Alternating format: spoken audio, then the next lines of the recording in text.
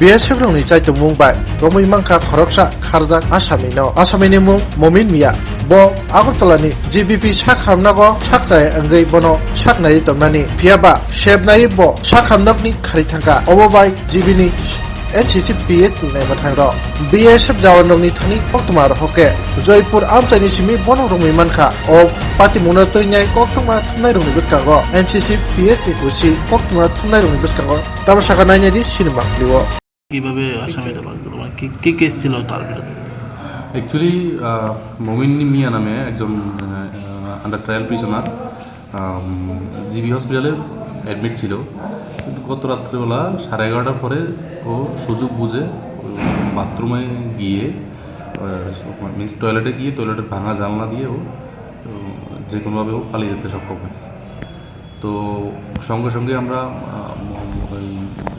এলাকাতে সব রেড করি এবং সব দিকেই আমরা খবর লাগিয়ে দিই এবং বিএসএফকেও বর্ডার অ্যালার্ট করে দিই। পরবর্তীতে আমরা আজকে বিকালবেলা বিএসএফ এর সহায়তায় জয়পুর একটা জায়গা আছে বর্ডারিং এলাকা, বর্ডার IBPF থেকে আমরা ওকে আটক করি এবং থানাতে নিয়ে আসি। কেসটা কি ছিল পশ্চিমবঙ্গের এমনিতে তার? ওর বিরুদ্ধে দুটি কেস ছিল, চুরির কেস, একটা মেডিসিন শপে চুরি করেছিল, তো ওর বিরুদ্ধে 2টা কেস হয়েছিল এবং ওই কেসেই ও অ্যারেস্টেড হয়েছিল।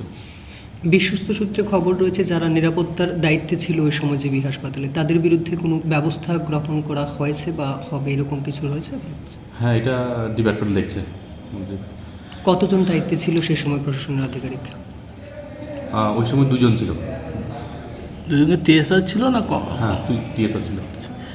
আর একটা বিষয় যে এই রাতে বেরিয়ে যাওয়ার পর এত পুলিশ নাকা থাকা সত্ত্বেও সে বর্ডার কীভাবে বসলো এরকম কোনো কিছু মানে আপনাকে এখনও CC ক্যামেরার মাধ্যমে দেখতে পেয়েছেন কিছু, নাকি অন্য কোনোভাবে আপনারা এ করেছেন?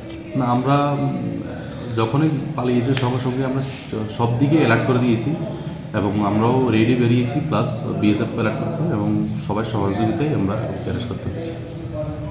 তাকে কি বাংলাদেশ থেকে উদ্ধার করা হয়েছে নাকি এই? না, আমাদের ভারতীয় সীমান্ত থেকে এটা করা হয়েছে। নামটা কী ছিল তার? মোমিন মিয়া। বাড়ি? ওর বাড়ি সাউথ রামনগর। তার বিরুদ্ধে কীরকম ব্যবস্থা নেওয়া হবে?